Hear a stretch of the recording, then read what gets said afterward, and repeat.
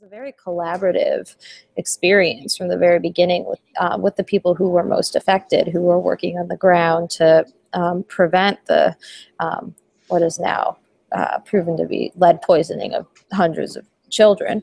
You know, we really had a lot of respect for the work they were doing, and telling the story in a way that was not only accurate but fair to them.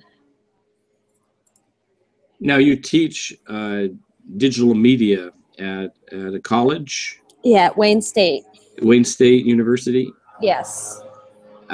Were you giving classes to the activists on how to produce video for this collaborative project?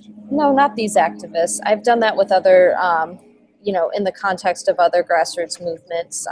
My work around water in Detroit, I've had a grant that with the money I was able to purchase several cameras, and have been working with activists who got those cameras to train them in you know, some methods of documenting, you know, sound gathering and just, you know, pretty basic stuff. But the thing that I am most excited about right now in terms of sort of service learning is my students at Wayne State just finished a unit where they produced short videos for different grassroots organizations around the city of Detroit, sort of at the direction of those organizations. So my students learn the craft by producing something for somebody else.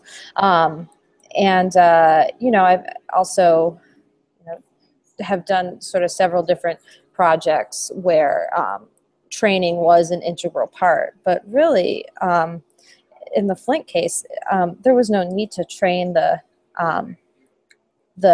activists on how to use video, because they were very adept at using, you know, the documentary devices that they had, cell phones and, you know, point and shoot cameras. And, you know, they didn't request training on that. So, you know, I think that the aesthetic of cell phone video, or, you know, sort of poor quality non-cinematic video is really important, because it shows that anybody can sort of take control of the narrative that is being told about their community. So, can you explain service learning?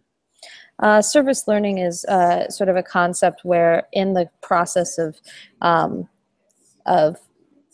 attending college or being sort of ensconced in a privileged university setting, that you actually work with the community that you know, is surrounding the university, who may not benefit from the university as much as the students themselves, and helping to support you know, the needs of those people through research or doing the craft that you're being trained in.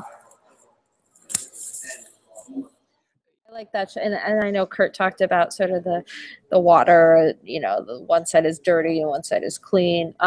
What I think is sort of like this kid running up the hill and not being able to escape. You know, to me, that's you know, that's sort of the most. If you know, fast forward a little bit, you'll see he's actually trying to get out of the sort of where the river leads to the street, and then here's Claire McClinton talking about emergency manager law. So it's really an inescapable law. You have no rights if you're a resident of the city. So here, this guy is. How does he get out? He doesn't. Oh. He doesn't get out. No. Well, that's really cool.